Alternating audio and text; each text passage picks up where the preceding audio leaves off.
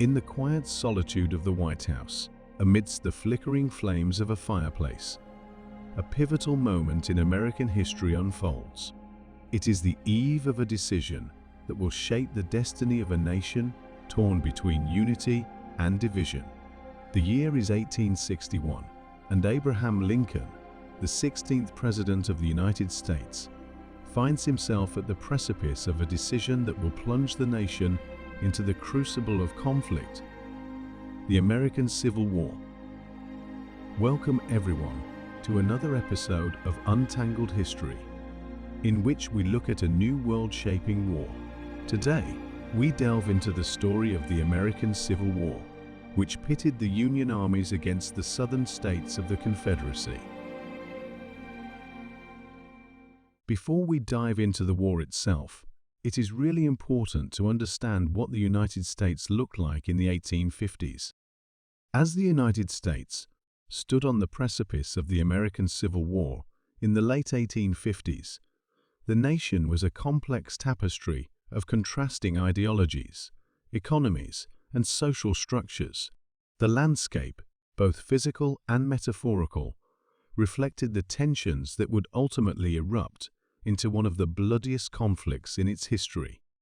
Politically, the nation was deeply divided along sectional lines. The issue of slavery, a contentious and deeply entrenched institution in the southern states, had become a central point of contention. The Missouri Compromise, the Compromise of 1850, and the Kansas-Nebraska Act had attempted to maintain a delicate balance between the northern free states and the southern slave states, but each compromise only served to intensify the underlying conflicts. Economically, the North and the South had developed distinct and divergent systems. The industrialized northern states embraced manufacturing, commerce, and a rapidly growing urban population, while the agrarian southern states depended heavily on plantation agriculture, particularly the cultivation of cotton.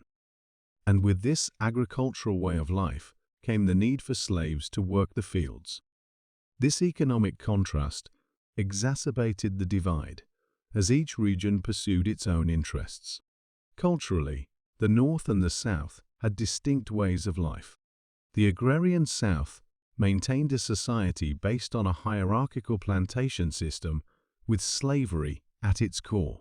In contrast, the northern states were becoming more urbanized and industrialized, fostering a society with different values and aspirations.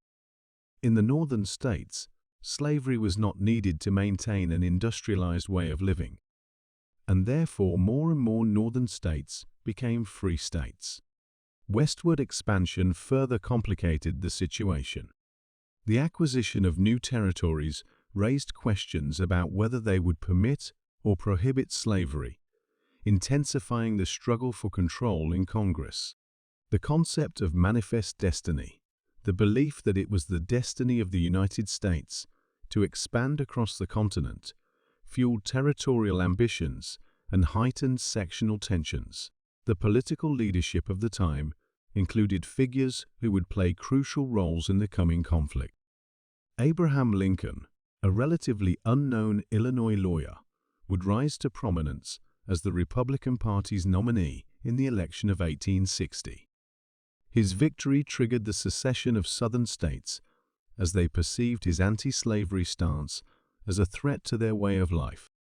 In essence, just before the outbreak of the Civil War, the United States was a nation on the brink.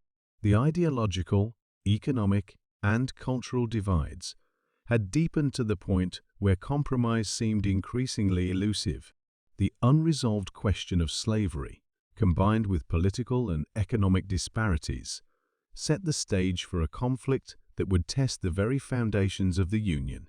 The stage was set, and the echoes of battle were about to reverberate across the land. The spark that ignited the Civil War was the secession of southern states from the Union. Following the election of Abraham Lincoln as president in 1860, South Carolina became the first state to secede on December 20, 1860. Over the next few months, Mississippi, Florida, Alabama, Georgia, Louisiana, and Texas followed suit, forming the Confederate States of America in February 1861. Jefferson Davis was elected as its president, and Montgomery, Alabama, became the provisional capital. Tensions reached a boiling point at Fort Sumter, a federal fort located in Charleston Harbor, South Carolina. When President Lincoln attempted to send supplies to the besieged garrison in April 1861, Confederate forces, led by General Beauregard, bombarded the fort. The ensuing Battle of Fort Sumter, though relatively bloodless, marked the official commencement of hostilities on April 12–14, 1861. In the wake of the attack on Fort Sumter, President Lincoln issued a call for 75,000 volunteers to suppress the rebellion. This call to arms galvanized both the North and the South, as sentiments of patriotism and duty fueled the mobilization of armies on both sides. The secessionist fervor in the South clashed with the determination of the Union to preserve the nation. The first major engagement of the war occurred on July 21, 1861, at the Battle of Bull Run near Manassas, Virginia. In this early clash, Union forces under General Irvin McDowell faced Confederate troops led by Generals Beauregard and Joseph E. Johnston. The battle was a sobering realization for both sides, dispelling the notion that the war would be a swift and decisive conflict. The Confederates emerged victorious, but the battle underscored the challenges and complexities of the conflict. Before we take a better look at the battles fought in the American Civil War, let's take a closer look at both armies that clashed with each other. First, let's take a look at the Northern Union's army. One of the notable characteristics of the Union Army was its diversity. Drawing troops from various states and backgrounds, it reflected the vastness and heterogeneity of the northern states. This diversity not only demonstrated the breadth of the Union's commitment to preserving the nation, but also brought together soldiers with varied skills, experiences, and perspectives. The Union Army's sheer numerical strength was a crucial asset, as it could field larger armies than its Confederate counterpart, often leveraging this advantage in major engagements. The Union's industrial prowess played a significant role in shaping its military capabilities. Northern states were industrialized, providing the Union Army with a wealth of resources, advanced weaponry, and a well-established infrastructure for manufacturing war material. The adoption of new technologies, such as rifled muskets and ironclad warships, gave the Union forces a technological edge, enhancing their firepower and overall effectiveness in combat. Above all, the Union Army's overarching goal was the preservation of the Union. The soldiers fought to maintain the integrity of the United States and to uphold the principles upon which the nation was founded. This sense of purpose, coupled with strategic leadership and a commitment to leveraging technological advancements, ultimately contributed to the Union's success in the American Civil War. On the other end of the war, we find the Southern Confederate Army. One of the defining characteristics of the Confederate Army was the unwavering resolve and tenacity of its soldiers. Fueled by a deep sense of regional pride and a commitment to preserving states' rights, Confederate troops displayed remarkable determination in the face of significant challenges. Many fought with a conviction rooted in a belief in the Southern cause, which gave the Confederate Army a formidable and enduring spirit throughout the war. The Confederate Army was led by notable military commanders who became iconic figures in the Southern narrative of the Civil War. General Robert E. Lee, the commander of the Army of Northern Virginia, is perhaps the most renowned among them.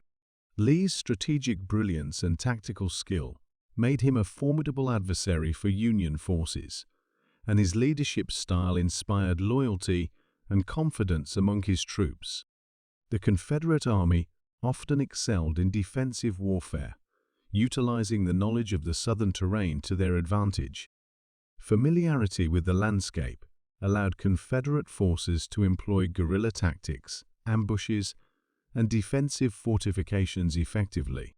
This knowledge often compensated for the South's limited industrial resources and population when compared to the North. Unlike the industrialized North, the Southern states faced significant challenges in terms of industrial capacity and resources. The Confederate Army struggled to match the Union in terms of weaponry, ammunition, and logistical support. This limitation shaped the nature of the conflict, as Confederate forces often had to rely on resourcefulness and adaptability to sustain their war efforts. While the Confederacy is often associated with agrarian economies and plantation-based societies, the Confederate Army was not homogeneous. It included soldiers from various social and economic backgrounds, including large numbers of yeoman farmers, tradesmen, and laborers. This diversity of troops underscored the broad-based support for the Southern cause and contributed to the Confederacy's ability to field a formidable fighting force. After the First Battle of Bull Run, the war really unfolded in the year 1862. It was a pivotal and tumultuous period in the American Civil War, marked by a series of significant battles that shaped the trajectory of the conflict. These engagements unfolded on various fronts, illustrating the complexity and brutality of the war. The Battle of Shiloh, fought in southwestern Tennessee, was a brutal and bloody clash between Union and Confederate forces. The battle resulted in heavy casualties on both sides, with over 23,000 soldiers killed, wounded, or missing. Although the Union ultimately emerged victorious, the battle highlighted the ferocity of the conflict and the high human cost. The Peninsula Campaign was a Union effort to capture the Confederate capital of Richmond, Virginia.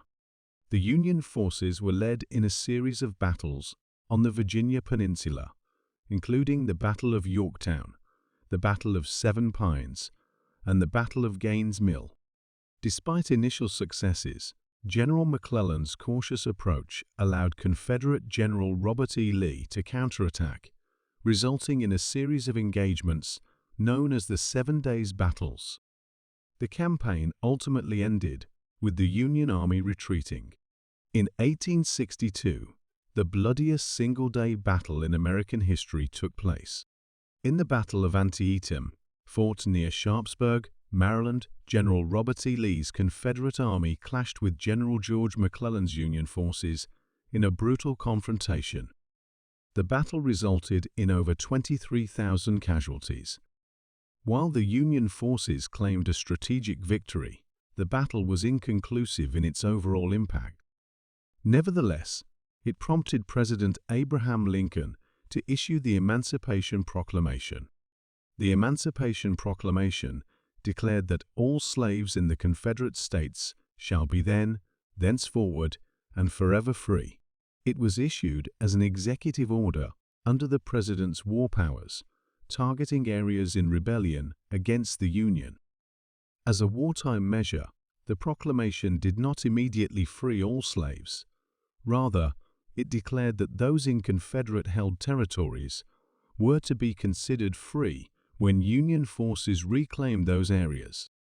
While the Emancipation Proclamation did not immediately free all slaves, it had significant strategic and diplomatic implications.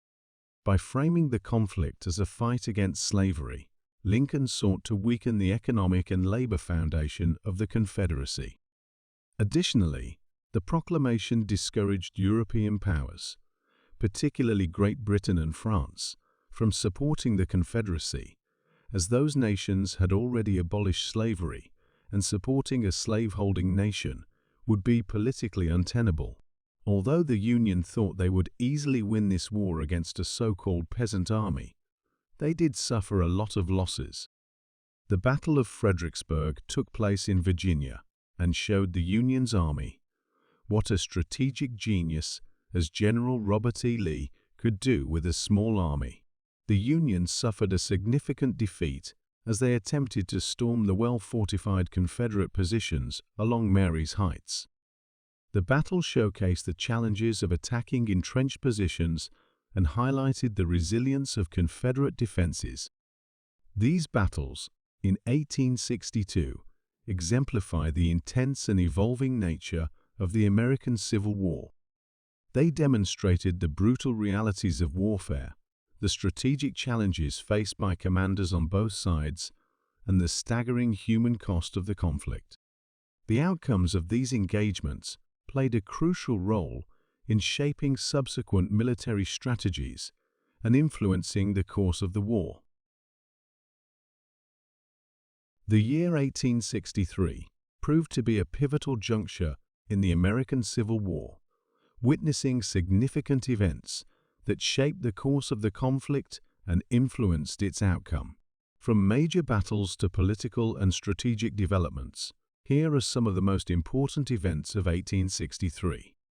President Abraham Lincoln's Emancipation Proclamation, issued on September 22, 1862, took effect on January 1, 1863. While it did not immediately free all enslaved individuals, it altered the character of the war by framing it as a struggle for freedom and gave a moral dimension to the Union cause.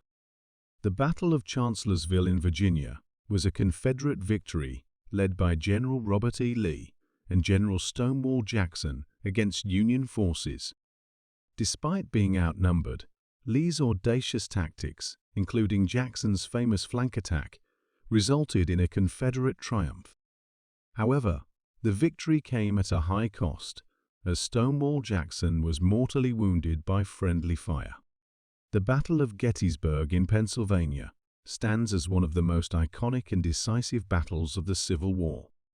Union forces took it up against General Robert E. Lee's Confederates in a brutal three-day engagement. The Union emerged victorious, marking a turning point in the war. The battle resulted in approximately 51,000 casualties and is often considered the high-water mark of the Confederacy. From this point on, it seemed as if the odds were shifting. The Union dealt a devastating blow to the Confederate Army that started struggling with rations and manpower. The Battle of Gettysburg marked the start of the downfall of the Confederate Army, but the siege of Vicksburg, Mississippi, was one of great strategic importance. Union forces besieged the Confederate stronghold of Vicksburg, ultimately leading to the surrender of the Confederate Army stationed there on July 4, 1863. The capture of Vicksburg gave the Union control of the Mississippi River, effectively splitting the Confederacy in two. Amidst growing discontent over conscription and economic hardships, the draft riots erupted in New York City. Fueled by opposition to the draft and racial tensions, especially resentment towards African Americans, the riots resulted in widespread violence, property destruction, and numerous casualties. The unrest underscored the social and economic challenges faced by the northern states during the war. On the dedication of the Soldiers' National Cemetery at Gettysburg, President Abraham Lincoln delivered the Gettysburg Address. In this brief but powerful speech, Lincoln emphasized the principles of equality and democracy, framing the Civil War as a test of whether a nation conceived in liberty and dedicated to the proposition that all men are created equal could endure. These events of 1863 played a crucial role in shaping the narrative and outcomes of the American Civil War. From battlefield victories and defeats to significant political and social developments, this year left an indelible mark on the nation's history. The year 1864 was a critical period in the American Civil War, marked by intense military campaigns, strategic developments, and political maneuvers.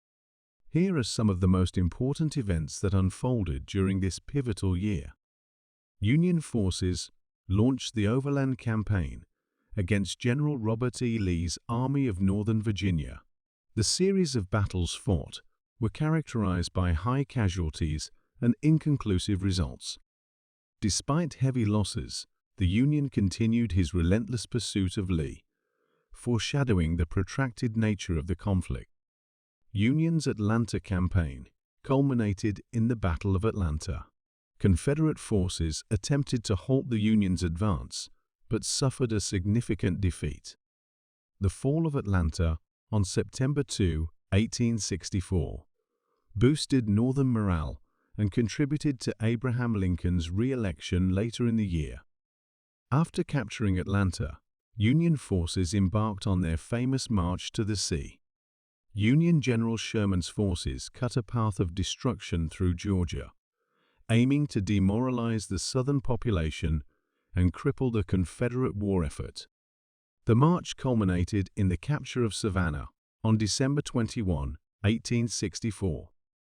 Despite wartime challenges and political opposition, President Abraham Lincoln won re-election in November 1864. His victory over Democratic candidate George McClellan reflected the Northern public's commitment to seeing the war through to its conclusion. Union Admiral David Farragut's victory at the Battle of Mobile Bay in Alabama was a critical naval engagement. The general famously declared, "Damn the torpedoes, full speed ahead," as his fleet navigated the Confederate defenses. The Union victory closed one of the last major Southern ports, tightening the blockade and isolating the already struggling Confederacy. In the final months of the war, Union forces continued their campaign by marching through the Carolinas, capturing Columbia and Charleston. The devastating march further weakened the Confederate war effort and hastened the end of the conflict. These events of 1864 played a crucial role in shaping the ultimate outcome of the American Civil War.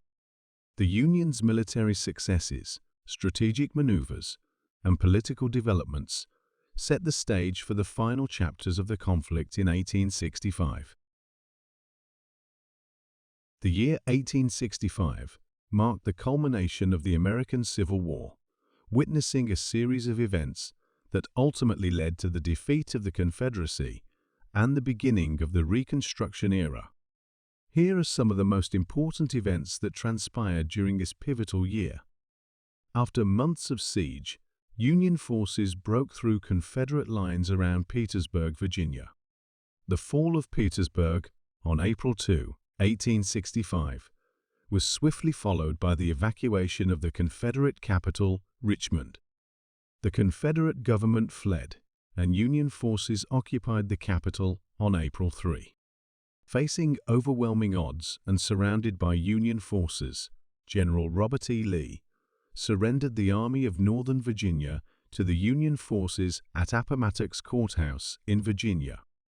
The terms were generous, allowing the Confederate soldiers of General Lee to return home with their horses and possessions, signaling the beginning of the end of major Confederate resistance. Just days after the surrender at Appomattox, President Abraham Lincoln was assassinated by John Wilkes Booth while attending a play at Ford's Theater in Washington, D.C. On the fateful night, President Lincoln attended a performance of the play Our American Cousin at Ford's Theater with his wife. During the play, John Wilkes Booth, an actor and Confederate sympathizer, entered the president's theater box and shot Lincoln in the back of the head. After firing the fatal shot, Booth leaped from the president's box to the stage, breaking his leg in the process. Despite the injury, he managed to escape the theater and fled Washington on horseback. A massive manhunt was launched to capture Booth and his accomplices. Booth's escape and subsequent pursuit ended in his death on April 26, 1865, in Virginia. He was shot by Union soldiers while hiding in a tobacco barn. Several of Booth's co-conspirators were apprehended, and some were executed, including Mary Surratt, the first woman to be executed by the U.S. federal government. After General Lee's surrender, the last major Confederate army, led by General Joseph E. Johnston, entered into negotiations with Union General William T. Sherman.